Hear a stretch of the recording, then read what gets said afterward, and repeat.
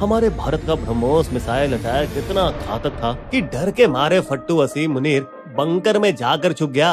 वो इतना कपकपा गया था कि उसने अमेरिका के विदेश मंत्री को फोन कर डाला।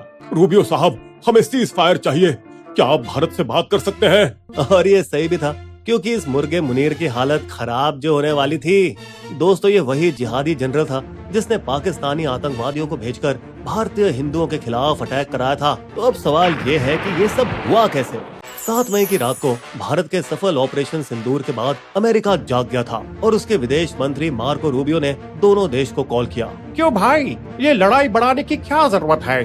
मगर भारत ने साफ कह दिया कि हमने सिर्फ आतंकियों के अड्डे को निशाना बनाया है। लेकिन पाकिस्तान के इस्लामी सेना जनरल असीम मुनीर को घमंड था अपने चीनी प्लेन और तुर्की ड्रोन से भारत पर हमला करके अपना दम दिखाने का। इस तरफ अमेरिका की जासूसी टीम पाकिस्तान पर नजर रखे हुए थी और उसने अगले दिन पाकिस्तान बॉर्डर के पास भारी तोपों का जमावड़ा देखा, जिसके बाद अमेरिका के चालाक उपराष्ट्रपति JD वांस ने PM नरेंद्र मोदी को डराने की कोशिश की। ध्यान से, पाकिस्तान बड़ा हमला करने वाला है। लेकिन हमारे मोटा भाई मन बना चुके थे। आने दो, फिर वो भी हमारा हमला देखेंगे। फिर 9-10 मई को क्या हुआ सब जानते हैं। पाकिस्तान ने 26 भारतीय शहरों पर फतेह 2 बैलिस्टिक मिसाइल दाग दी, मगर भारत ने अपनी एयर डिफेंस की बराक 8 मिसाइलों से पाकिस्तानी मिसाइल को हवा में ही खत्म कर दिया। बस थोड़ा बहुत नुकसान 4 वायुसेना स्टेशन उधमपुर, पठानकोट, आदमपुर और भुज में हुआ। जैसा बोला जाता है, भारत ने आकाश में ताबड़तोड़ जवाब दिया अपने सुखोई 30 MKI लड़ाकू विमानों के ब्रह्मोस मिसाइलों के साथ। भारत में रहते हुए ही पाकिस्तान के 11 एयरबेसों पर जोरदार हमला किया। ऐसा घातक धमाका किया कि पाकिस्तान एयरबस के रनवे, शेल्टर, रडार, पेट्रोल की टंकी सब तबाह हो गए। दोस्तों, बता दें कि पाकिस्तान का एक मिराज विमान भी जमीन पर ही खत्म हो गया। साथ ही पाकिस्तान के भुलेरी एयरबेस पर मिसाइल हमले में पाकिस्तान एयरफोर्स के स्क्वाड्रन लीडर उस्मान यूसुफ और 4 और सैनिक मारे गए।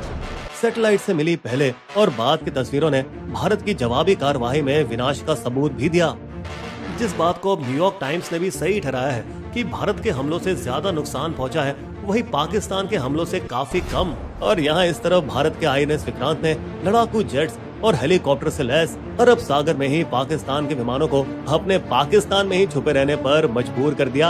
हालांकि मामला गंभीर हो गया जब एक ब्रह्मोस मिसाइल नूर खान एयरबेस को चीर गई, पाकिस्तान आर्मी के ट्रांसपोर्ट का जरूरी बेस। क्योंकि कुछ 100 मीटर की दूरी पर ही एक ऑफिस था जो पाकिस्तान के परमाणु हथियारों को कंट्रोल करता था। ये पाकिस्तान को सीधा संदेश था कि देखो, भारत तुम्हारे परमाणु कमांड को भी खत्म कर सकता है, जिससे पाकिस्तान में ऐसी खलबली मची जैसे बिल्ली कबूतरों के बीच मचती है। इससे डरे हुए प्रधानमंत्री शहबाज शरीफ ने ताबड़तोड़ इमरजेंसी मीटिंग बुलाई।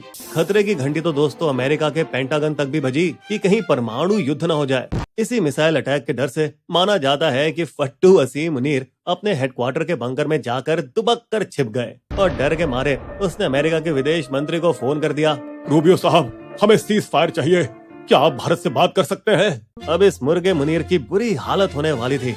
दोस्तों, ये वही जनरल था जो पाकिस्तान में आतंकवादियों को बढ़ावा देता है और भारतीय हिंदू के खिलाफ अटैक करवाता है। बता दें, असीम मुनीर पाकिस्तान के ऐसे पहले आर्मी चीफ बने जिनकी बुद्धि पूरी तरह से इस्लामिक है। वे पहले चीफ थे जिन्होंने बचपन में मदरसे में पढ़ाई की। उन पर परिवार का काफी असर रहा क्योंकि पिता रावलपिंडी के मस्जिद में इमाम थे। दोस्तों, इस बंदे ने सऊदी अरब में पाकिस्तान एम्बेसी में तैनात होते हुए कुरान रट ली थी और हाफिज कुरान का खिताब पाया था, जो मिलिट्री वालों में एक अनोखी बात है। यहाँ तक कि बड़ा अफसर बनकर मुनीर ने अपने भाषणों में कुरान की आयतें और अरबी को मिलाना शुरू कर दिया, जो कि इससे पहले के किसी भी सेक्युलर जनरल ने नहीं किया था। पता नहीं ये बंदा कौन से भ्रम में जी रहा है जो पाकिस्तान को रियासत मदीना जैसे इस्लामिक देश समझता है, वो देश जहाँ प्रॉफिट ने पहला इस्लामिक राज्य बसाया था। ये जब ISI का चीफ था तभी पुलवामा आतंकी हमला भी हुआ था और आर्मी चीफ बनने के बाद तो इसने सत्ता को डिक्टेटर की तरह जकड़ लिया। सबसे पहले विरोधी जजों को बाहर किया, फिर शहबाज सरकार को दबाव में डालकर संविधान के खिलाफ जाकर अपने कार्यकाल को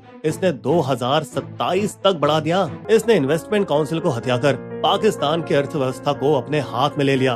124 सेना के अधिकारियों को बर्खास्त कर दिया, जिनमें एक लेफ्टिनेंट जनरल और 3 मेजर जनरल थे। इन पर इमरान खान से मिली भगत होने का आरोप लगाया। यही नहीं, इसने पत्रकारों को साइबर आतंकवाद के आरोपों में फंसा दिया और एक्टिविस्टों को डिजिटल निगरानी के जरिए ब्लैकमेल किया। इस मुनीर की सेना ने अमेरिका से गैर कानूनी बड़े कंप्यूटर मांगकर पाकिस्तान के एटॉमिक एनर्जी कमीशन के जरिए जासूसी भी की।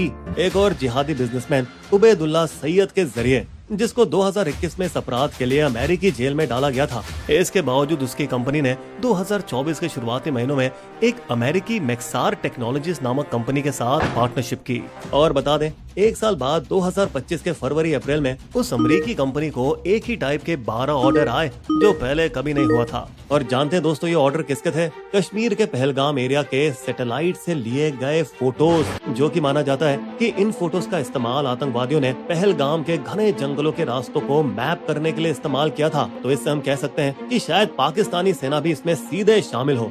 दोस्तों, असीम मुनीर का हिंदुओं को निशाना बनाने वाला पहलगाम हमला ठीक वैसा ही था जैसे पाकिस्तान के तानाशाह जनरल जिया उल हक का 1980 के दशक में पंजाब में खालिस्तानी उग्रवादियों को सपोर्ट। और ये तो सभी जानते हैं कि कैसे जिया ने सेक्युलर प्रधानमंत्री जुल्फिकार अली भुट्टो को फांसी दी और विरोधियों को कुचला। ये कहानी जनरल मुशर्रफ के 1999 में कारगिल में आतंकवादी भेजने से भी मिलती जुलती है, जिस समय पाकिस्तान की हार हुई थी। वैसे जनरल मुशर्रफ भी था तो एक नंबर का लालची घमंडी। 2007 में उसने खुद को ही राष्ट्रपति बना लिया और साथ ही आर्मी को इकोनॉमी का ठेकेदार। हालांकि जिया और मुशर्रफ से अलग मुनीर ने बेहद चतुराई से शहबाज शरीफ को बिना किसी तख्ता पलट के अपनी उंगलियों पर नचाया है। लेकिन दोस्तों, भारत के ऑपरेशन सिंदूर ने मुनीर को उसकी औकात दिखा दी है।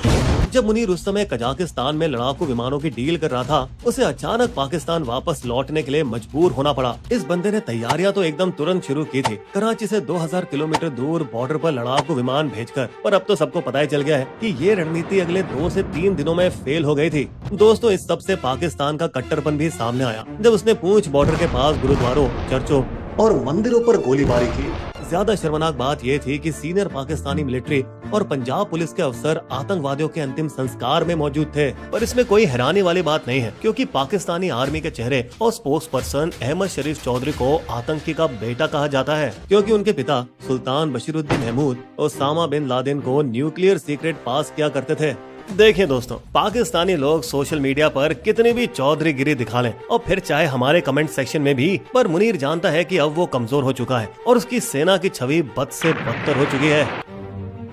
इसलिए जब उसकी मिसाइलें और ड्रोन फेल हो गए और उसके अपने ही आर्मी ठिकानों पर हमले होने शुरू हो गए, तो उसने अपने घमंड को दबाकर अमेरिका को सीज फायर के लिए कॉल कर दिया। हमें अब सीज फायर चाहिए, क्या आप भारत से बात कर सकते हैं? तो जब 10 मई की सुबह सचिव रूबियो ने ये बात जयशंकर को बताई, तो उन्होंने अमेरिकी दखलंदाजी को नकारते हुए कहा पाकिस्तान को सीधे हमसे संपर्क करना चाहिए।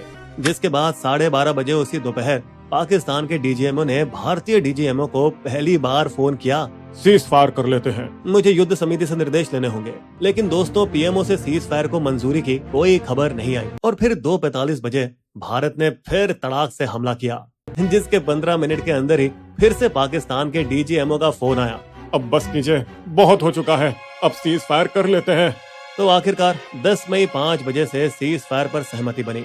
लेकिन इससे पहले कि भारत या पाकिस्तान इसे दुनिया को बताते, मौके का फायदा उठाने वाले हमारे ट्रम्प अपने पसंदीदा काम ट्वीटिंग में लग गए। लंबी रात की बातों के बाद मेरी दखलंदाजी की वजह से, बिल्कुल मेरी ही दखलंदाजी की वजह से सीज फायर हुआ।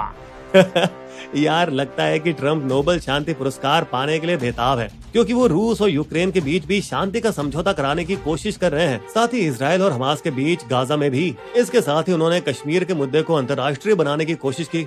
मैं इस 1000 साल पुरानी जंग में शांति लाने के लिए तैयार हूँ, चाहे जो भी हो। वहीं हमले के बीच पाकिस्तान को IMF से 1.4 बिलियन का कर्ज भी मिल गया है, जबकि भारत वोटिंग से साफ नकार चुका था, जिससे दोस्तों पश्चिमी देशों का दोगलापन साफ साफ नजर आता है। किराना पहाड़, जहां गुफाओं में पाकिस्तान के न्यूक्लियर मिसाइल छिपे हैं, रिपोर्ट्स कहती है कि भारत ने वही हमला किया, जो कि सरासर झूठ है। ये जानकारी के लिए शुक्रिया, मगर हमने किराना पहाड़ियों पर अटैक नहीं किया।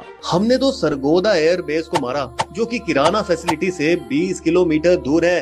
दोस्तों, वैसे आपको क्या लगता है, पाकिस्तान के चीनी J-10 विमान ने किसी राफेल को नष्ट किया? इस पर अभी भी विदेशी मीडिया रिपोर्ट्स के आधार पर चर्चा चल रही है, पर भारत द्वारा कोई पुष्टि नहीं की गई है। जबकि भारतीय वायुसेना ने कहा है कि हमने हाईटेक पाकिस्तानी विमान को मार गिराया है, मगर इसकी कोई डिटेल नहीं दी है। हम एक युद्ध स्थिति में हैं और नुकसान युद्ध का हिस्सा है, लेकिन हमने अपना मकसद पूरा किया और हमारे सभी पायलट वापस घर आ चुके हैं। ऑपरेशन सिंदूर से सेट हुई भारत की नई सुरक्षा नीतियाँ। भारत की शर्तों पर निर्णायक पलटवार होगा। न्यूक्लियर ब्लैकमेल की कोई जगह नहीं। आतंकवादियों और उनके समर्थकों के बीच कोई फर्क नहीं देखा जाएगा। और अब हमारे यहाँ जिहादी जनरल को एक सलाह है, भाईजान पहले अपने देश पर ध्यान दे दें जो पहले से ही बटपटा गया है, जहाँ बलोच, पश्तून और विद्रोहियों की हिंसा रिकॉर्ड तोड़ है, जिस पर दोस्तों हम जल्दी वीडियो लाने वाले हैं। तो आखिर में हमारे जाबाज जवानों को सलाम, जिन्होंने अपनी जान की बाजी लगाकर हमारे देश के लिए बलिदान दिया।